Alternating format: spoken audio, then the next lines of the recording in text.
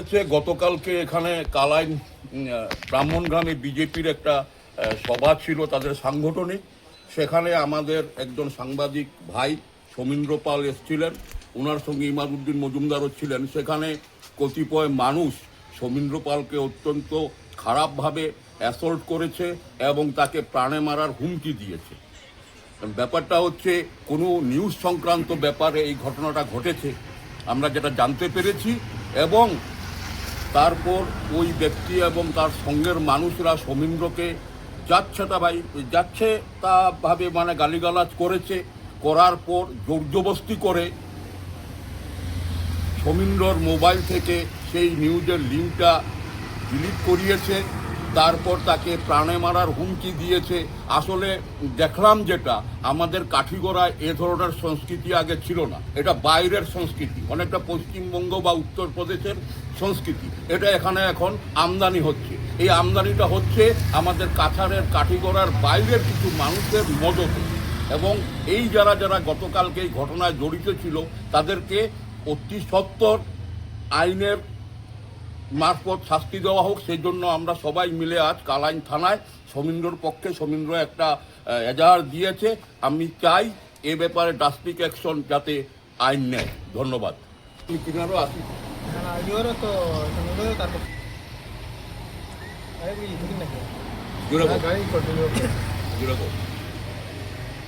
Katigorah working journalist guild আজকে আমরা কালাইন থানায় এসে উপস্থিত হয়েছি। আমাদের সহকর্মী সমীন্দ্র পালকে গতকালকে কালাইন ব্রাহ্মণগ্রামের একটা অনুষ্ঠানে কিছু দুষ্কৃতী কেটে পিস পিস করে দেব এভাবে হুমকি দিয়েছে। কালাইনে আসলে তাকে খুন করা হবে, তাকে প্রাণে মেরে ফেলা হবে, এরকমও হুমকি দিয়েছে। সমীন্দ্র ঘটনাটা আমাদেরকে বলেছে, আর সমীন্দ্র এখানে এফআইআর করেছে। আমরা কাটিগড়া ওয়ার্কিং জার্নালিস্ট গিল্ডের প্রত্যেকজন সদস্য এখানে এসেছি। আমরা আইনের সাহায্য চেয়েছি, সুবিচার চেয়েছি।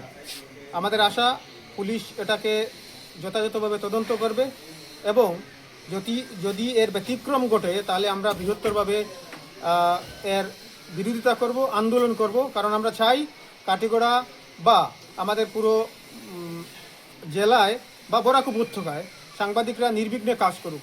সাংবাদিকদের কেটে পিস পিস করে দেব এরকম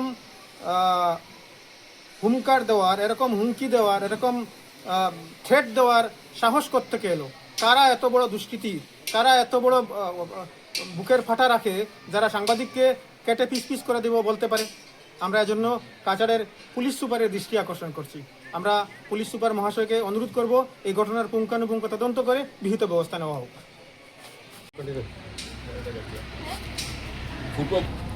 ঘটনা গতকাল বিকেলে আমি এবং আমার সিনিয়র এক দাদা সাংবাদিক ইমাদউদ্দিন মজুমদার মহাশয় আমরা গিয়েছিলাম কালাইনে একটা সংবাদ সংগ্রহে। বিজেপির একটা অনুষ্ঠান ছিল, বিশেষ সাংগঠনিক সভা।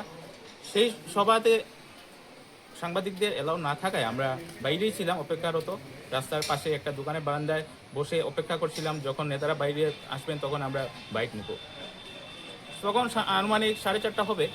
হঠাৎ একটা গাড়ি আসে, আমার গাড়ি পিছনে দাঁড় করিয়ে সোজা আমাকে এসে বলে, শৈলেন বৈষ্ণব নামে এক যুবক এসে আমাকে বলে, দাদা তুমি আমার নাম কেন সংবাদে দিলে? আমি বললাম কোন সংবাদে দিয়েছি? তখন বললো তুমি শৈলেন বৈষ্ণব নাম দিয়েছো একটা খবরের মধ্যে। আমি বললাম এই খবরের মধ্যে শৈলেন নাম আছে, বৈষ্ণব নাম নেই। তাছাড়া অন্য আরও কয়েকজন নাম আছে, 4টা না 5টা নাম ছিল ওই খবরের মধ্যে, এর মধ্যে শৈলেন নাম ছিল। কাছাড়ের তো অনেক শৈলেন থাকতে পারে, তুমি কেন নিজের উপরে নিচ্ছ? এই বলে সে আমার উপর পুরা রাগান্বিত হয়। আমার মা বাবা তুলে কথা বলতে থাকে, অমুকের বাচ্চা। তারপর বলে কালাইন আসলে তো দেখে নেব, তোকে কেটে নেব, এ ধরনের কথাবার্তা বলে। কিছুক্ষণ পর আরেকটা যুবককে সে ফোন করে এখানে সে নিয়ে আসে। সে আরও ছোট হবে, আমার হাঁটুর বয়সী ছেলে। সে এসে আমাকে বলে বেঁধে নিয়ে যাবে ওই গুমরার দিকে, কেটে পিস পিস করবে। বলুন তো আমরা সাংবাদিকরা নিরাপত্তা কোথায়? আমি এখন নিরাপত্তাহীনতায় ভুগছি। ব্যাপারটা আমি আমার গিল্ডের সভাপতি সকল সদস্যদেরকে জানাই। তারা সঙ্গে সঙ্গে বলেন তুই কেন কালকে এফআইআর করলি না? তাই আজ আমরা এসেছি, এখানে এফআইআর করতে এসেছি কালাইন থানায়। আমার বিচার চাই আর নিরাপত্তা চাই। আমারও তো সংসার আছে, শুধু আমি সংবাদ করবো বলে কি নিরাপত্তা থাকবে না? গণতন্ত্রের চতুর্থ স্তম্ভ বলা হয় সংবাদ মাধ্যমকে, আর চতুর্থ স্তম্ভের উপরে এ ধরনের আঘাত। সে বলে কি না তোমার সাংবাদিকতা একটা বাজেভাবে বলেছে ওই দিকে ঢুকিয়ে দেবো। আমার সুবিচার চাই, আর কিছু চাই না। ধন্যবাদ।